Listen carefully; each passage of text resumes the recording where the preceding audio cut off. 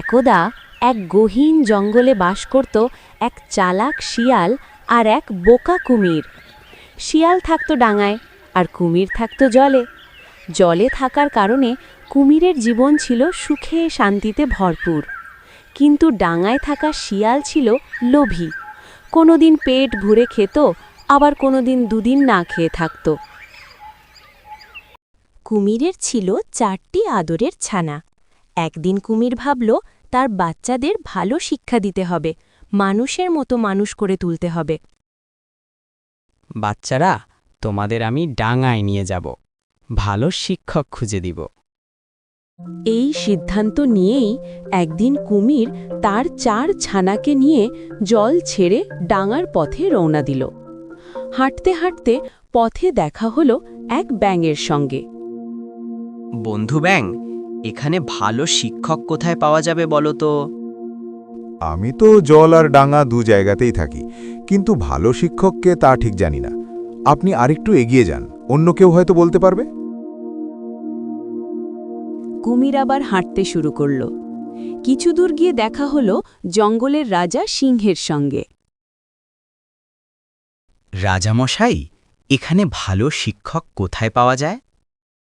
না বাপু, এ বিষয়ে আমার কিছু জানা নেই, আপনি সামনে এগিয়ে যান। আবার হাঁটা শুরু। হাঁটতে হাঁটতে এবার দেখা হলো এক গাধার সঙ্গে। গাধামশাই, ভালো কোনো শিক্ষক কোথায় পাওয়া যাবে জানেন? হ্যাঁ, আমার জানা মতে একজন খুব বড় পণ্ডিত আছেন। আর একটু এগোলেই এক গর্তে থাকেন এক শিয়াল। সবাই তাকে পণ্ডিত মশাই বলে ডাকে। সে নাকি খুব জ্ঞানী, গুণী আর নম্র। কুমির খুশি হয়ে বলল, ধন্যবাদ জনাব।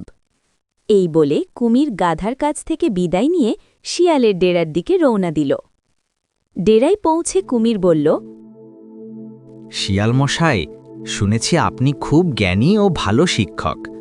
আমার 4টা বাচ্চাকে পড়ানোর জন্যে আপনার কাছে এসেছি। আশা করি আপনি ওদের সুশিক্ষিত করবেন। কুমিরের কথা শুনে শিয়াল মনে মনে বলল, পেয়ে গেছি আজ আমার মক্কেল। শিকার নিজেই আমার গর্তে এসে ধরা দিল।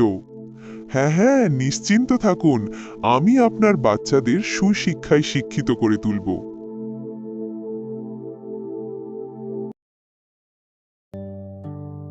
বাচ্চারা, আমি কয়েকদিন পর আবার আসব, তোমরা মন দিয়ে পড়াশুনো করবে।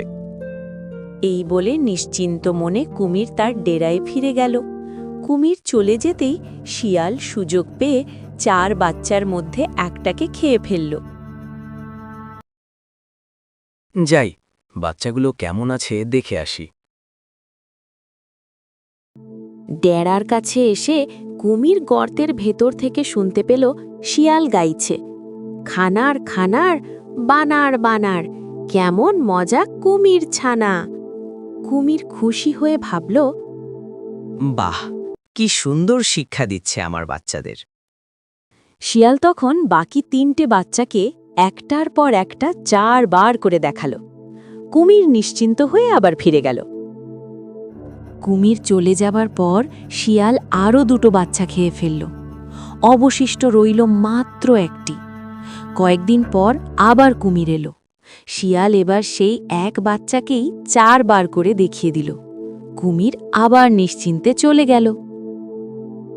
পরদিন আবার এসে কুমির দেখে গর্তে কোনো শব্দ নেই, ভেতরে শুধু বাচ্চাদের হাড় গোড় পড়ে আছে। কুমির রাগে গর্জে উঠল, শিয়াল, তুই আমার বাচ্চাদের মেরে ফেলেছিস, আমি তোকে ছাড়ব না। কুমির লুকিয়ে রইল শিয়াল ধরার জন্য। কিছুক্ষণ পর শিয়াল ওই পথ দিয়ে হাঁটতে হাঁটতে গাইতে লাগল, বানার বানার কানার কানার, কেমন মজার কুমির ছানা। এই সুযোগে কুমির ঝাঁপিয়ে পড়ে শিয়ালের ঘাড় চেপে ধরল। শিয়াল চালাকি করে বলল, আরে বন্ধু, ঘাড় ধরলে কি হবে, পা ধরে টানলে খেতে আরো মজা পাবে। কুমির পা ধরতে যেতেই শিয়াল দিল এক দৌড়। কুমির তখন আফসোস করে বলল,